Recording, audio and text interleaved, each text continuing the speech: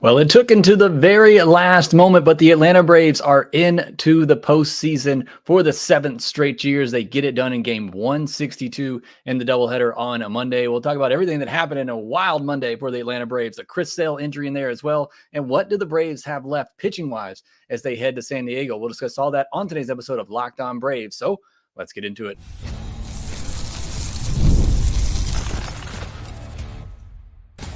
You are Locked On Braves, your daily Atlanta Braves podcast, part of the Locked On Podcast Network, your team every day. Hey, and welcome back to Locked On Braves, part of Locked On Sports Atlanta, where we cover your favorite Atlanta sports teams each and every day. I'm your host, Jake Mastriani. You can follow me on social media at ShortstopBall. Check out the podcast there at LockedOn_Braves. Subscribe to us on YouTube if you're new. Hit that thumbs up button so others can find us on YouTube. And if you're listening on the audio version, leave me a 5-star review on Apple, Spotify, or wherever you get your podcast. And thank you so much for all your support here at Locked On Braves. As we get through another regular season, I want to thank everybody that was able to ride with me all year long. You've been here from the beginning, whatever the case may be. I really do appreciate it. And if you've been here all year long, or you've been here since the beginning that I took over at Locked On Braves, let me know down in the comments section below. But on today's podcast, we're going to recap a Monday that is just unreal and the way that things went down, especially in that first game. Again, it just heart is still going right now. As Kyle MCN said, I aged 5 years today, and it certainly feels like that. And the Braves, what else would you expect from this 2024 Braves team? We'll also talk about the Chris Sale injury news. How does that impact the Braves' chances in the postseason? And a lot as the Braves get ready to head to San Diego. Before we do, though, this episode is brought to you by PrizePicks. Download the PrizePicks app today. Use code LOCKEDONMLB to win $50 instantly when you play your first $5 lineup. PrizePicks, run your game. Well, the Atlanta Braves do get into the postseason. Before we talk about that, though, I got to pause for a second because we have to talk about why these games had to be played on Monday. I know everybody comes here to escape, and it's a baseball podcast, and we're certainly going to get into it and talk about it. But with everything that's going on in the Southeast, we got to mention the hurricane situation right now. It's a mess happening in parts of Georgia and the Carolinas. Please, if you would, pause this or when it's over, take a moment, send up some prayers if you believe in such.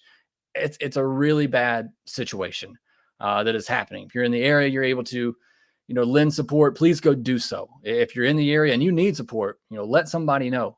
But certainly I would encourage you all, just take a moment, pause, send up some prayers, spend some time thinking about what's happening over there, because it's a real life situation. And again, it's connected to this in a way because that's why the Braves were playing on Monday. So I feel like I need to mention that. I had somebody at church on Sunday that say that they have family up there. They still don't know where they are. That's a scary situation. There are real life things happening right now in the Southeast and in parts of Georgia and the Carolinas that, really need to have a lot of our focus and attention. So I wanted, pause for a minute on this podcast to mention that. And just, maybe you're unaware, maybe you're like me. I don't watch a lot of news, but again, there's a lot of troubling, trying things happening for people in the Southeast right now. So let's make sure that we give them our support. Now, with that kind of out of the way, and again, I'm not wanting to push that to the side, but this is the baseball podcast, and we are going to get into it because it was just an unbelievably wild day of baseball. The first game is one of the craziest games I have ever seen. Look, if I were not a Braves fan, and then if I didn't just absolutely hate the Mets, I would have loved watching that game. And I would imagine a lot of baseball fans enjoyed watching that game. That looked like it was going to be a typical 2024 win for the Braves in the way that they typically do win games, where you get a strong start, you get just enough offense, and the bullpen comes in and closes it down. Then that eighth inning happened, and the wheels just fell off. Joe Jimenez and Raisel Iglesias have been two of the best relievers in all of baseball this year. They combined to give up 6 runs in the eighth inning, and all of a sudden a 3-0 shutout. What looks like the Braves are going to cruise to a win. You're down 6-3. And with this offense, look, I thought it was over. Big credit to the offense, though, for not letting that be the case. And the fight that they showed in the bottom of the eighth inning to come back and take a lead there. And Ozzie Albies had the game of his season for sure. He had a home run earlier in the game. He had a bases clearing double to give the Braves the lead in that bottom of the 8th. He also had a nice play at second base. This was the Ozzie Albies game. That should have been the moment. That Ozzie Albies bases clearing double, that should have been the moment. And as excited as I am that the Braves are in the postseason, look, I know there's been some people that have out there saying, just get this season over with. This team doesn't need to go there, go to the postseason. It's a bad team. I understand that, but I want to see my team play a couple more games. Look, they may go to San Diego and get bounced in 2 games. You know what? I'd rather them have that chance and that opportunity than not have it. But that felt like the moment. That was supposed to be the moment. That Ozzie Albies hit, that was supposed to be the moment that if you were going to have any momentum going into the postseason, that felt like the moment. You get a big hit from a guy who's struggling, a guy that everybody was talking about, myself included. Why are you batting him second? He looks awful since coming back. And Ozzie Albies showed you what he's still capable of doing. That was supposed to be his moment. That was supposed to be his game and give the Braves all that momentum. And then Pierce Johnson goes out, and it was the Mets MVP and Francisco Lindor who he delivered with the big hit to give the Mets a lead. Once again, the Braves could not come back this time, even though Eli White at least got on base in that one, but the Braves could not find that big hit again. So what just a crazy 8th and 9th inning you had in that game, particularly that 8th inning is just, again, one of the wildest moments. And what was essentially a postseason game. It felt like a postseason game. It played like a postseason game. Just a wild moment in that 8th inning. And look, Spencer Schwellenbach was great. He was cruising. I posted it on X before that 8th inning. I said, go ahead and send it back out there, but take it batter to batter. And he had that long at bat to start the 8th, and then he gave up the double. I thought it was the right move to go get. Look, Joe Jimenez and Raisel Iglesias have been nails all year long. They're your 2 best relievers. If you cannot trust them to close that out, I don't know what else you can do. Some people want to put that on Snit. I can't put that on Snit. You got it to the situation that you wanted to. You got your starter through 7 innings. You had a 3-0 lead. You had your 2 best guys ready to go. They just didn't get it done. And give some credit to the Mets too, especially that swing by Iglesias. You had him 2 strikes and he just puts the bat on the ball. That's something I wish I would see this Braves team do more often. And that was just a good swing. I mean, the Mets just made some good swings and things just unraveled for the Braves. And look, if the Braves are going to have any chance in the postseason, those 2 guys have to get right. And it's been a little bit of a struggle. Iglesias had a blow up a couple of weeks ago, and then he had this blow up today. Those 2 guys have to be right. If the Braves have any chance, the recipe for this team is get 6-7 good innings from your starter, hopefully get 3 runs from your offense, turn it over that bullpen, and keep the other team under 3 runs. That's the recipe. It's been the recipe all year. And if the Braves are going to do anything in the postseason, that has to continue to be the recipe. We just cannot count on this offense for much. But again, I was okay with the decision to go with Jimenez. I know Schwellenbach was throwing the ball great, but I thought it was the right move. Guys just didn't get it done. But great fight, like I said, by the offense to come back against Edwin Diaz as well, part of that in the bottom of the 8th and take the lead back. I wish that would have been the moment. I would have felt much more confident going into the postseason, maybe not after the news that we got after game 1 with Chris Sale, which we'll get into.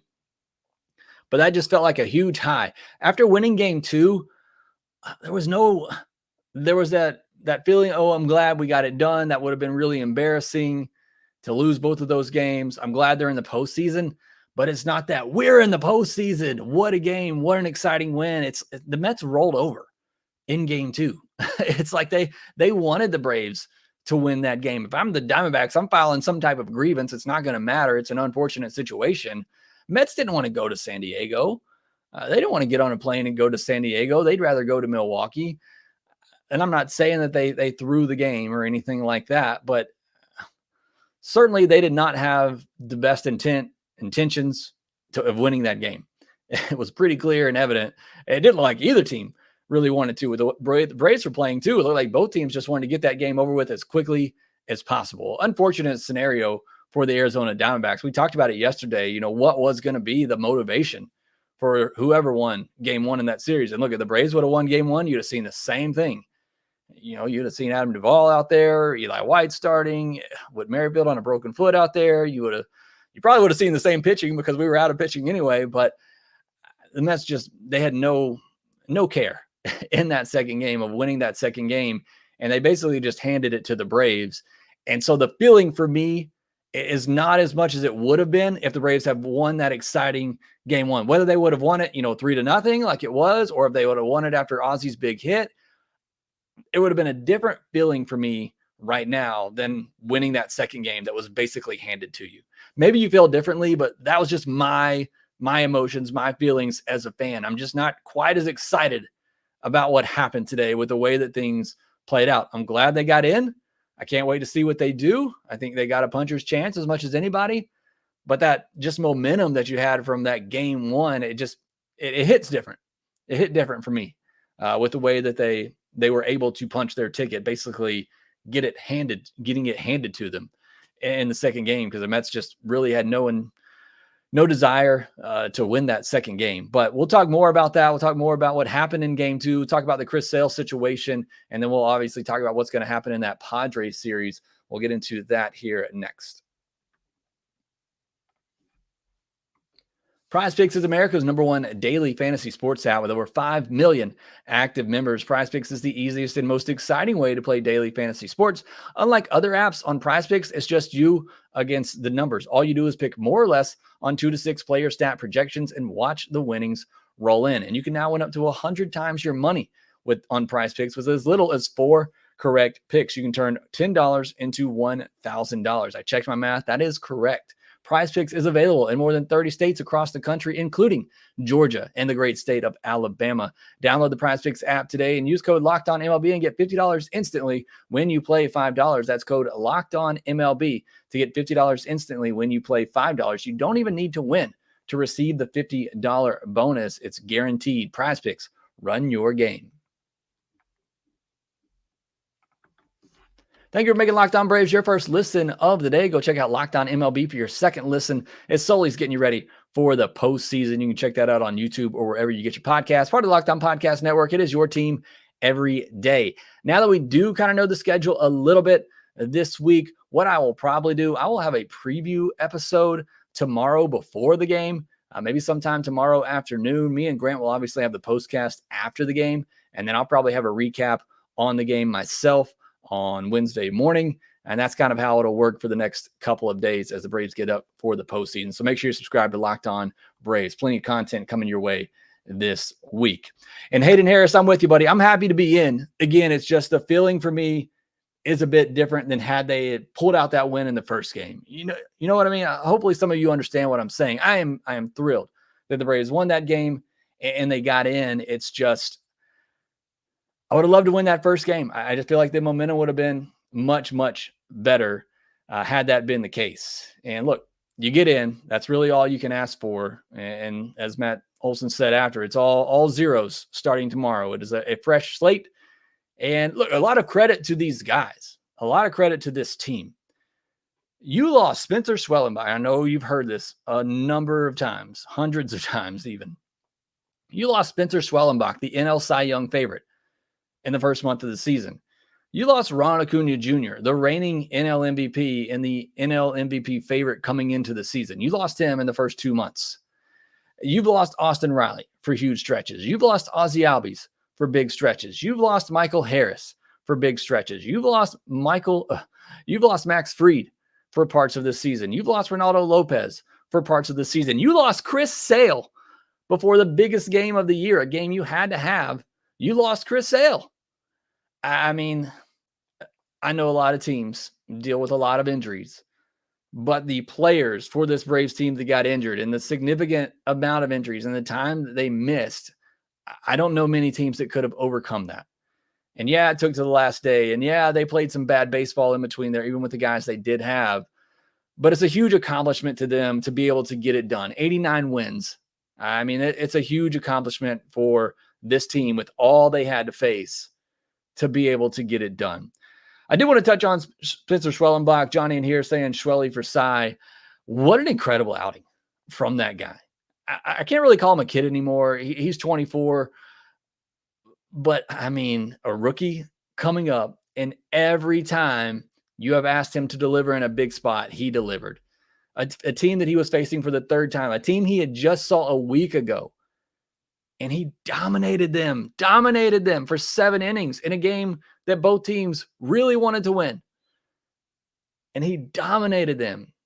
I mean, it's just unbelievable what Schwellenbach has done. I know everybody's talking about it. When are they going to extend him? I think it's a conversation that has to be had this offseason. I don't know what more you need to see from this guy. This does not seem like a flash in the pan or a small sample size. Like I said, the Phillies have seen him multiple times and still unable to get to him. The Mets have seen him multiple times and still were unable to get to him.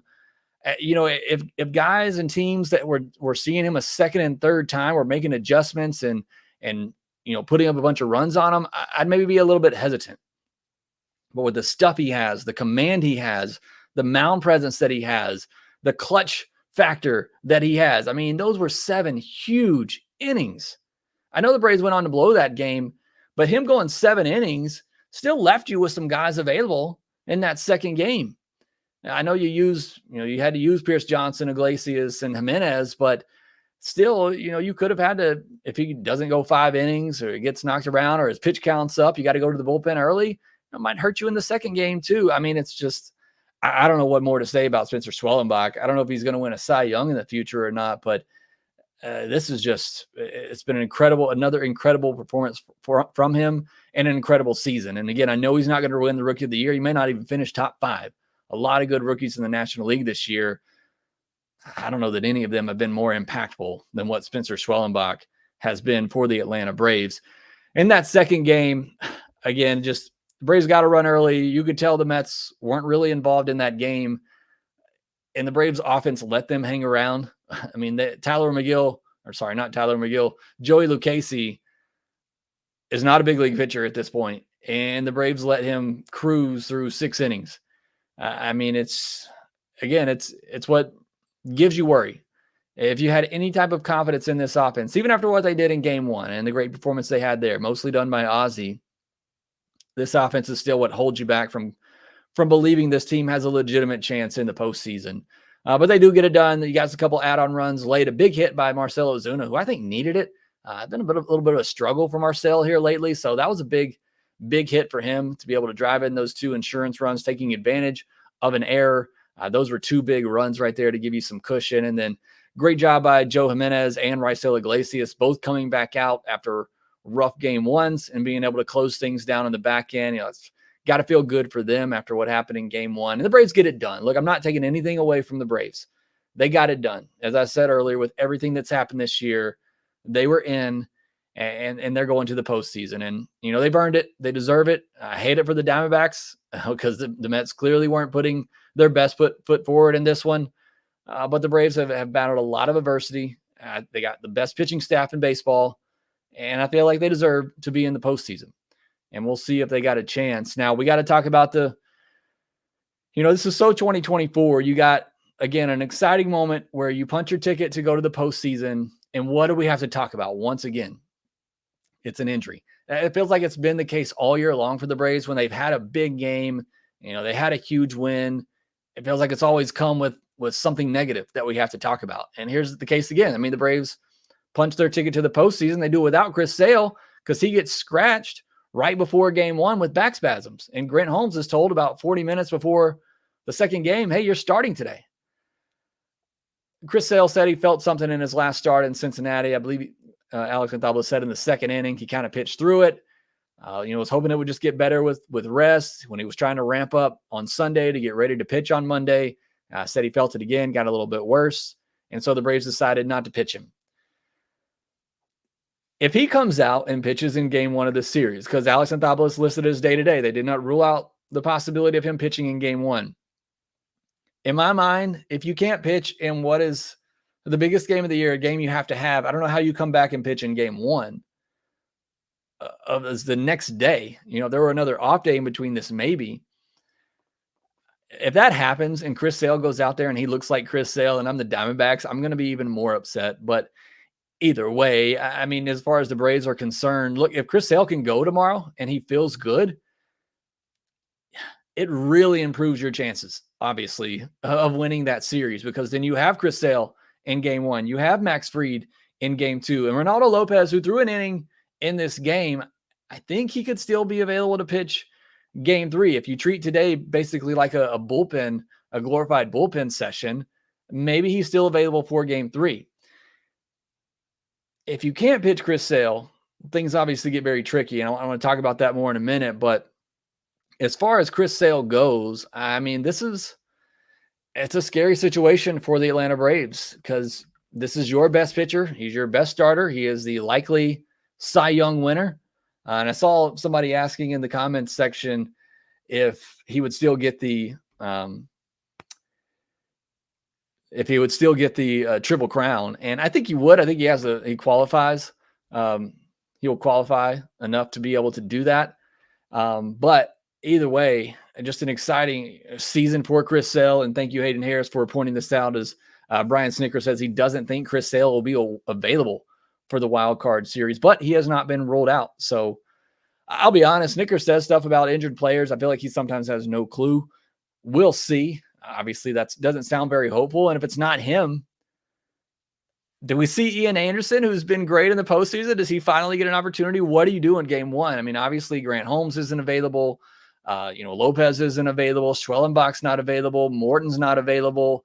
Fried, you could maybe go on short rest, but I don't think the Braves are going to do that. If Sale isn't available, where do they go in Game 1 of this series? We'll take another break here. We'll get back and talk about that. What are the possibilities if Chris Sale's not available? Who do the Braves go with? And I don't know, Kristen, maybe it is going to be Luke Jackson. They just throw it out there. We'll see what happens. We'll talk more about that here next. Hey, NFL fans, getting ready to start out the season, you can do so in a big way with FanDuel, America's #1 sportsbook. So when you get the hunch in the middle of a game, you can check out the latest stats, view live play-by-play, and so much more on the same page when you place your bets. You'll get started with $200 in bonus bets guaranteed when you place your first $5 bet. That's FanDuel.com. Also, make sure you check out FanDuel.com/playsafe for tools and resources to help you stay in control of the way you play. And as you gear up for the postseason, we're going to have some postseason odds out there as well that you can check out on FanDuel.com. We'll see what they think of the Braves' chances as we get ready to see those come out. As I'm looking right now, I don't see them out there, but you can check all that out again on FanDuel.com, America's #1 sportsbook. You shouldn't have to worry when you buy tickets to your next big event, and you don't with Gametime. The Braves are in the postseason. They're heading to San Diego, a great place to go visit. Make sure that you check out the Gametime app if you're wanting to get those postseason tickets. Maybe you live out on the West Coast as a Braves fan. You want to get to San Diego to cheer them on, whoever's going to pitch on Monday. Make sure you're checking out that Gametime app. They got last-minute deals on there, flash sales all the time, killer last-minute deals even. You get an all-in price right there that you can filter, which makes it so simple. You know what you're paying. So go out there, fill up Petco Park, go visit San Diego, a great place to visit. I've been there before. Beautiful city, beautiful ballpark, and go cheer on your Atlanta Braves. Make sure, again, you're downloading that Gametime app. And when you do, make sure you use our promo code LOCKEDONMLB. You're going to get $20 off your first purchase. You're also going to get the best price guarantee, which means if you find tickets in the same section and row for less, Gametime will credit you 110% of the difference. So again, download the Gametime app, last minute tickets, lowest price guaranteed. Use our code LOCKEDONMLB to get $20 off your first purchase. Download Gametime today. Again, last minute tickets, lowest price guaranteed. Well, the Braves are heading to San Diego, getting on a plane, and now after they finish this brief celebration, and they're heading out to San Diego, and it's going to be a tough challenge. Like I talked about it, if you could have picked the opponent, I would have rather faced the Brewers, and that's no slight against the Brewers, but the Padres are a really good ball team, and I think it's going to be a tough task for this Atlanta Braves team. You look at the Padres, 93 wins on the year. I mean, they're good. There's no way around it. This is a team that has played up and down in the past, but when they put it all together, they can be one of the best teams in baseball. I think they're a dangerous team going into the postseason. A plus 91 run differential. Braves actually have them there at plus 97. I would imagine that's because of their good pitching, but it's a tough task. Certainly what the Padres are able to do. They got Fernando Tatis Jr. back recently. They play really well in that park. They're going to throw Michael King, it looks like, in game 1 of this series is what They're showing on their website right now. He has a 2.95 ERA this year, 201 strikeouts, and 173.2 innings with a 1.19 whip.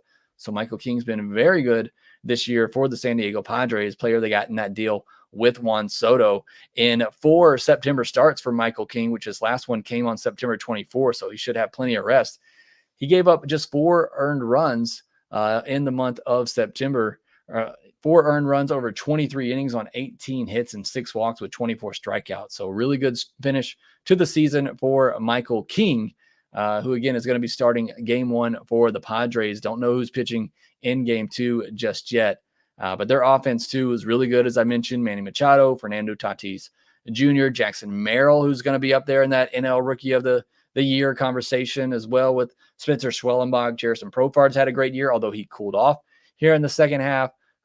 Jake Cronenworth has been up and down. So it's a good team. It's a very balanced lineup. But it's Luis Ariz as well, who won another batting title, is in there. It's going to be a tough matchup, and they've gone out and got a ton of bullpen arms. And they went out in the offseason, signed a bunch of bullpen arms. Even at the deadline, they went out and got a Jason Adam from the Rays. It is a very deep bullpen. So it's a tough challenge, once again, for the Atlanta Braves team, but it's a challenge no matter who the Braves are going to be able to face, especially, with what they have and who's going to be available to them. So let's look at the options. Let's talk about the options for the Braves in game 1. And like I said, I'll do a much deeper dive on this series before tomorrow's game, maybe sometime tomorrow afternoon. These are going to be night games. By the way, if you're wondering, these games will start at 8:38 p.m. Eastern time, both Tuesday and Wednesday. So it'll be late starts here on the East Coast, but I would much rather have that as we go into the postseason. But let's talk about who the Braves might throw in game 1 if Chris Sale is not available. Jesse Chavez is on the roster. Could he be the man? Let me know. And I see some people in the comment section talking about Jesse Chavez. I don't know. I really don't, because you got to throw a lot of your guys today as well. If Chris Sale is not on the roster, do you go with an AJ Smith-Shawver? I mean, it's been an up and down year for AJ Smith-Shawver for sure, but he's got big time stuff. If he's on, then maybe he gives you a chance. I don't think it's going to be Hurston Waldrop, and I'm just looking at guys who are on the 40-man right now.